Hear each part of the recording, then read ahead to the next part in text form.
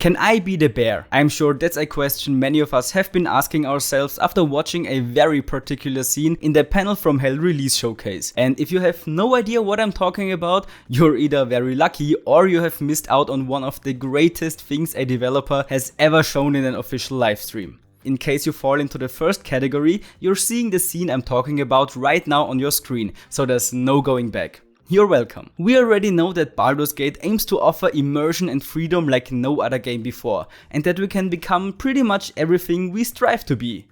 But can we really? Today I'm going to find out just how much freedom we are actually given in our choice of preferred playstyle by taking it to the extreme and playing most of Act 1 solely as a druid in bear form. And believe me when I say, I don't think the game is supposed to be played this way. There will be minor spoilers in this video, mainly for locations, so please be aware of that if you haven't played the game yet. And also I'm still playing this in early access, but the overall experience should not deviate too much from the full game. It's just something I wanted you guys to keep in mind if you watch this after the full release. And with that out of the way, here are the rules. We play through as much content as possible. If for whatever reason we leave bear form, we must change back as soon as possible. No companions allowed, otherwise every NPC would just interact with them instead of us and we would pretty much become a glorified teddy bear. And I will focus on covering the overworld, since that's where most of the content lies anyways, and to be honest, I don't think places like the Underdark are very interesting in bear form. In addition to that, I have also made a to-do list of things I believe a real bear would do, for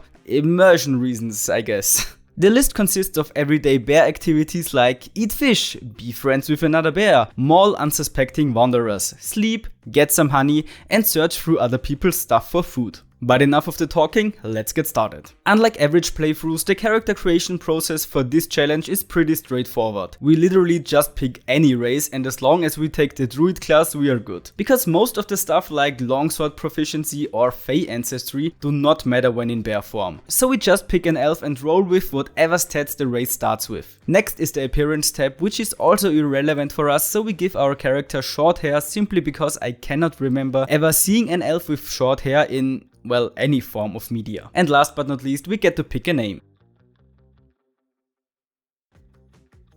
Behold, bear with me, a wood elf whose wife left him due to his addiction to bad puns and is now trying to turn his back on society by spending the rest of his days as a bear. That's so dumb, I love it. With the character creation done, we get ourselves the Mind Flayer tadpole injected and start the game. But since shapeshifting is only unlocked at level 2, we play through the prologue like we would do with any other character, except that we try to get as many XP as possible.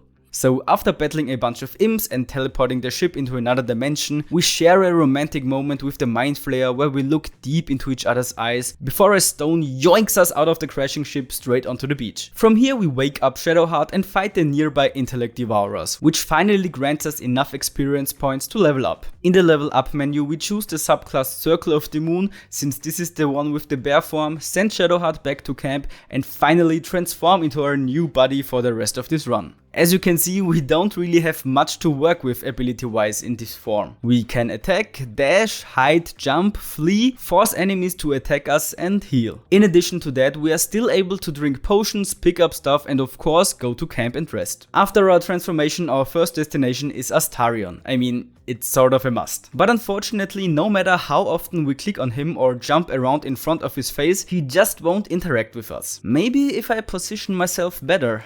No, still no reaction. Well, that's a bummer. I guess it's time to head to the Druid Grove then, the first major settlement in Baldur's Gate 3. On our way there, we find a shovel stuck in a pile of dirt, but unfortunately it seems our lack of thumbs is keeping us from using it, so whatever's in there will stay there for now. As we get near the entrance of the Druid Grove, we make sure to position ourselves on this little hill, since I know that once the fight starts there will be some enemies up here. And lo and behold, after the cutscene a goblin literally spawns inside of us. We let the fight play out, get lucky with only one of the enemies that attacked us hitting, and make our very first attack as a bear in this run, which even one-shots the enemy. But since our attacks deal 2d4 plus 4 damage, we have to get pretty unlucky to not one-shot those goblins. And if some of you are confused about what I just said, pretty much everything in Baldur's Gate is based on dice rolls. So when I say 2d4 plus 4, this means that the game rolls 2 4-sided dice and then adds 4 on top of that, meaning our attacks as bear Owlbear can deal anywhere from 6 to 12 damage. We wait till it's our turn again and one-shot the second goblin. But then something strange happened. As we tried to jump down the cliff, the game tells us we have not enough movement, even though we clearly have. And it's not just jumping that seems bugged. I also can't walk down. Strange, but I don't think much of it and end the turn. Once again, we let the NPCs do their thing, and when it's time for us to move, well, we still can't. But watch what happened after I tried jumping.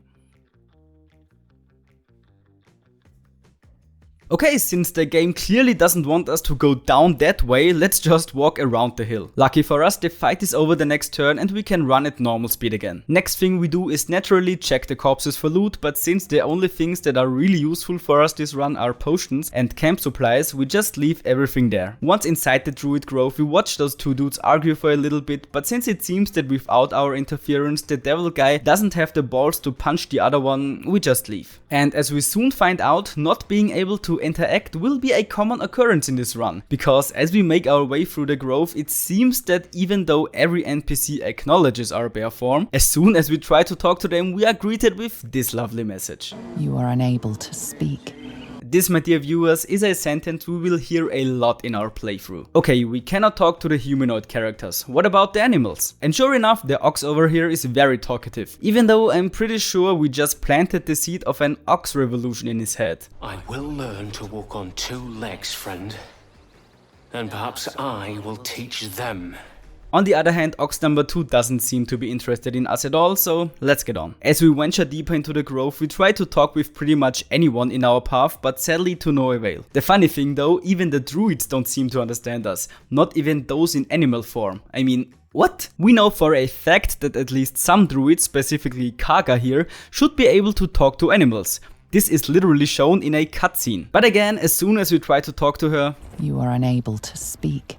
Well, just 30 seconds ago we could speak with the snake and she could speak with the snake, so where's the problem here? If there's any other reason why she could talk to a snake but is not able to understand us, like any Dungeons and Dragons rule set reason or something like that, you're more than welcome to enlighten me in the comments. And also, can we just take a moment to appreciate how funny this scene looks? I mean, come on, we're kinda cute, huh? After that we look around some more inside of the cave, but other than a wolf who tells us to fuck off and this little halfling that runs away screaming at our side, there's nothing much to do in here. And since we still have nothing accomplished from our to-do list, let's get back outside and talk to Bosk over here. But besides the camera clearly not knowing what to do, we don't get much out of this conversation. And wait, what did he say? All the druids can understand me. So the druids do understand us! Well, at least in theory they should. It seems like Larian just didn't bother to put in new dialogue options for people who run around in bear form without any companions. Which is understandable, to be honest. So without new friends and no one to talk to besides some animals that roam around, we head back into the wilderness. But before we do that, let's chill a bit by the campfire over here. And you know what else would be chill?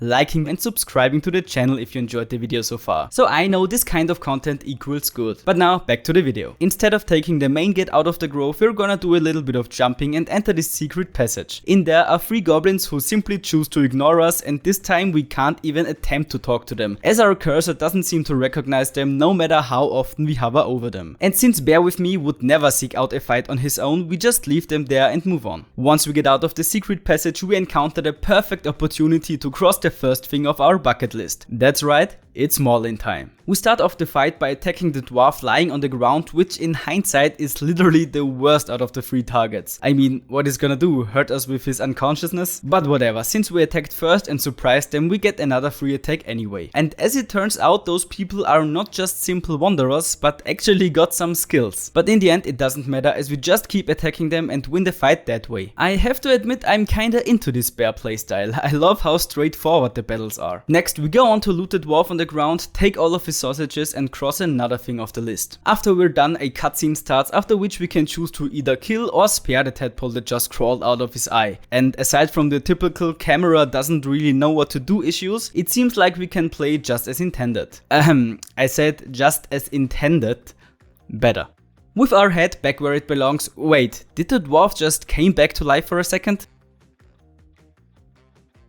You know, what about we just leave this cursed place and instead explore this cave over here? Also, I just noticed that even if we successfully roll a perception, survival or whatever check in the open world, the bear never tells us what exactly we discovered. Meaning we just know that there is something, but not exactly what. Which kinda makes sense, I guess, since we don't speak bear. Inside of the cave we encounter an owlbear, and I don't know if this applies to all owlbears, but this one in particular seems to be pretty aggro. If we happen to stumble across her as a humanoid character with no means of communicating, she would instantly attack us. But since we're a bear, we can convince her that we are not worth the trouble. And I don't know about you, but I think this could be the start of a great friendship. Outside of the cave we find some fish, but unfortunately can't eat it, and try to convince a dog his owner, who he believes is just taking a nap, is in fact very dead. We follow the path back to the main road and look who we find, this dude from the Druid Grove, which I don't know the name of. But no hard feelings, because he doesn't seem to remember me either, as he and his companion quickly take flight as I approach them. I fought for you and this is how you thank me? As we turn around we see the gates to the second big location in the game, the Blighted Village, which is entirely occupied by goblins. I know that as a humanoid you're able to talk to them upon entering, so let's see what happens as a bear.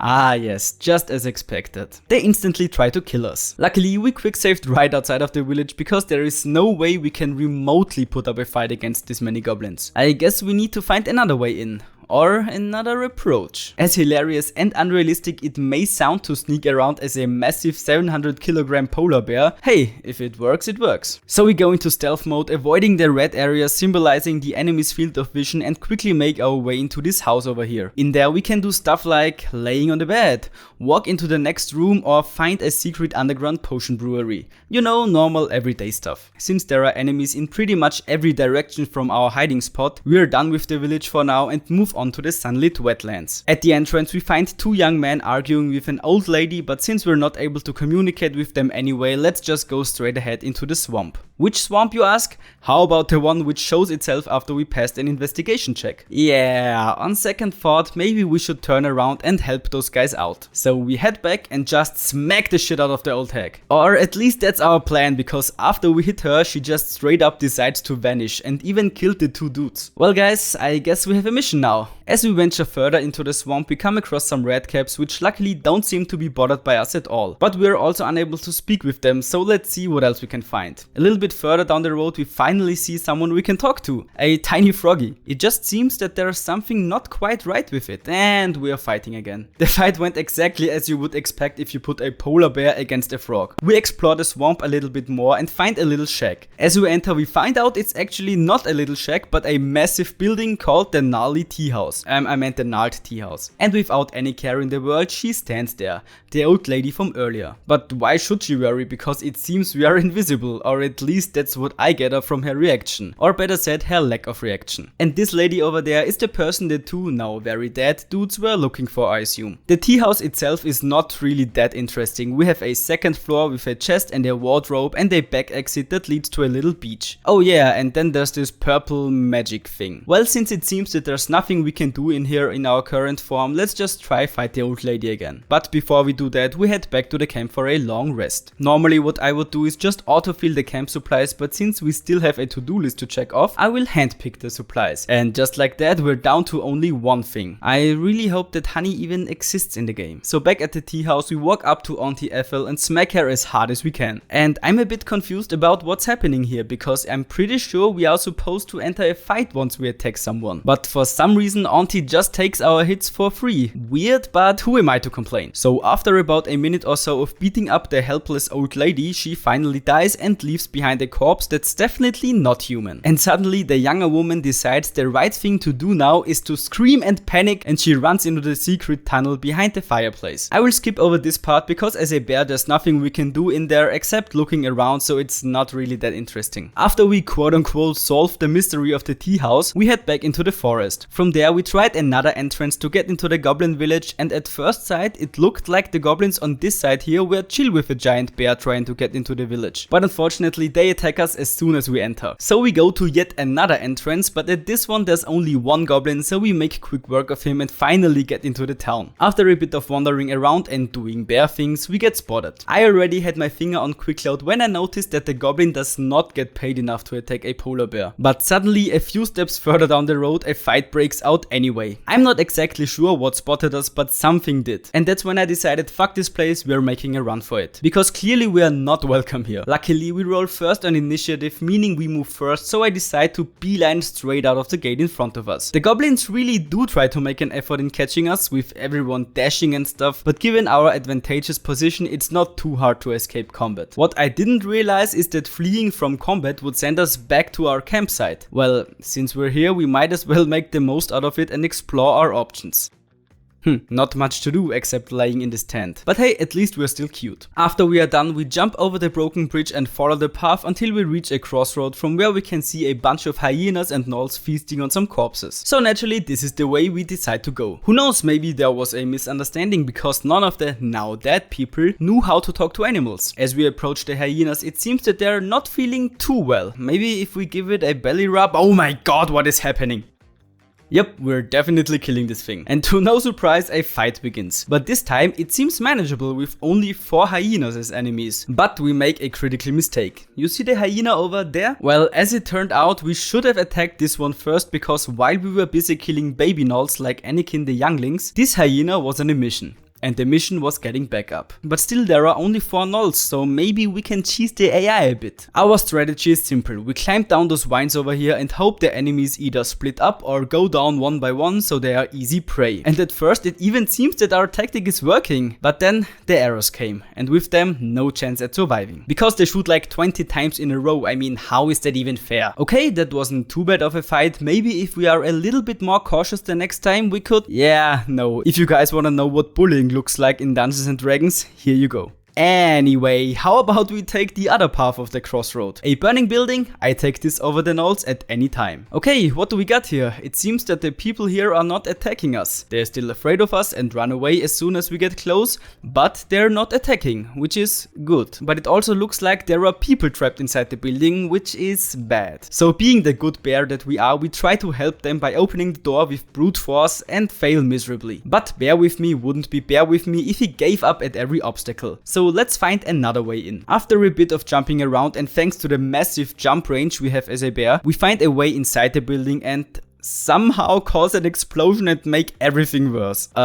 Sorry, I guess. Maybe we should have first tried to open the main gate from the inside, because as it turns out, it's no problem this way. But lucky for us, there is another person trapped, so we can still do something good here. And just like before, we jump puzzle our way inside, but this time we actually managed to save someone. Ah yes, another good deed done. Anyway, after that we tried to kill everyone by luring them into the fire, but unfortunately they heal themselves and don't just stand there waiting to die. So off we go. Back at the mountain pass, we overlook a group of Githyanki obliterating some soldiers with the help of a dragon, and as if our character knew what we had in mind, he just goes, "Facing that lot would be suicide. At least for now."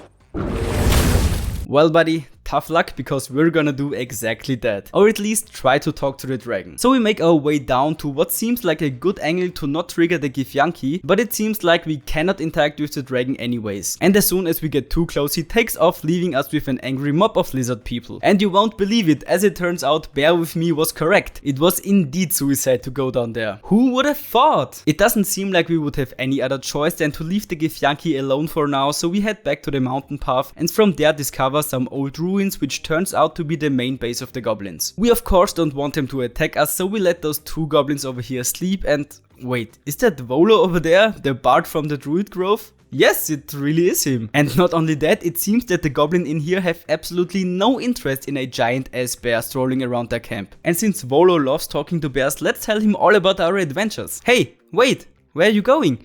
Hey, I need to tell you so much stuff, like this one time I mauled some wanderers, or when I met an Owlbear.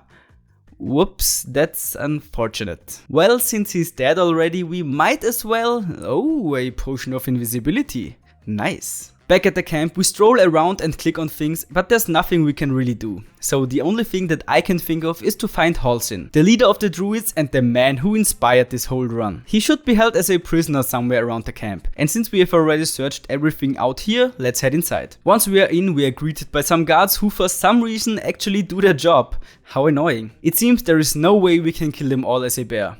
But wait, did our dear friend Vola not give us the potion of invisibility with his last breath? Thank you, my friend. Your sacrifice will not be forgotten. So we pop the potion and voila, we are invisible. And every goblin hates us for that? Next, we stealthily approach the massive wooden door, which with a loud bang swings wide open. Stealth. Since the invisibility doesn't last forever, we make our way to the most secluded corner we can find and wait for it to run out. And for some reason we are no longer a polar but a brown bear. Definitely a weird bug. Also, I have no clue if it's because we switched colors or if only the guards are aggro towards bears, but the goblins here seem pretty chill with us. So we snoop around as you do as a bear and stumble upon a weird ritual or something like that where the goblins are just having a party around a dead mind flayer. What I find funny is that even as we climb this long ass ladder over here, we are always followed by some guards. They must be like, yo, you see this bear climbing the ladder? Should we, I don't know, follow him? Anyway, since we can't find Halsin at the highest point in the sanctum, how about we try the lowest? Unfortunately, all we find down here are some spiders with whom we made a pact. We open the door and they kill the goblins for us. Sounds fair to me, but opening the door isn't quite as simple as you may think, simply because the game won't let us interact with the lever when you are spotted by the goblins. This took me way too long to figure out, and without changing back to elf form, I might have never figured it out. Because for some reason the game decided to just not give you this hint when in bear form.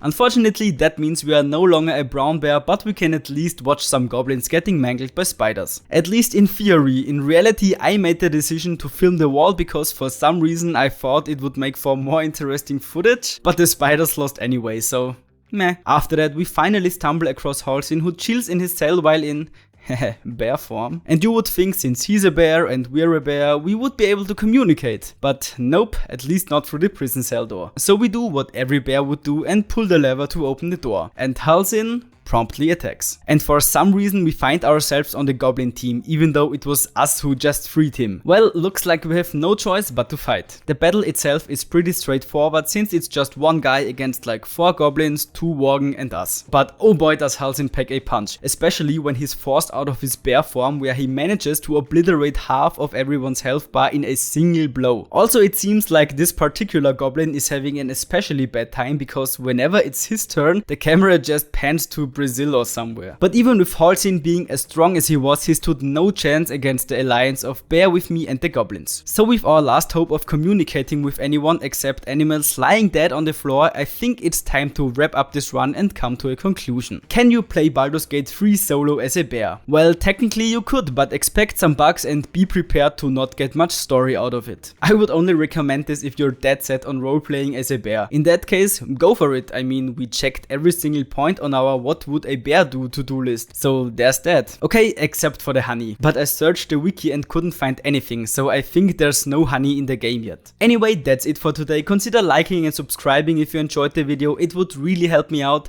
See you in the next one, bye.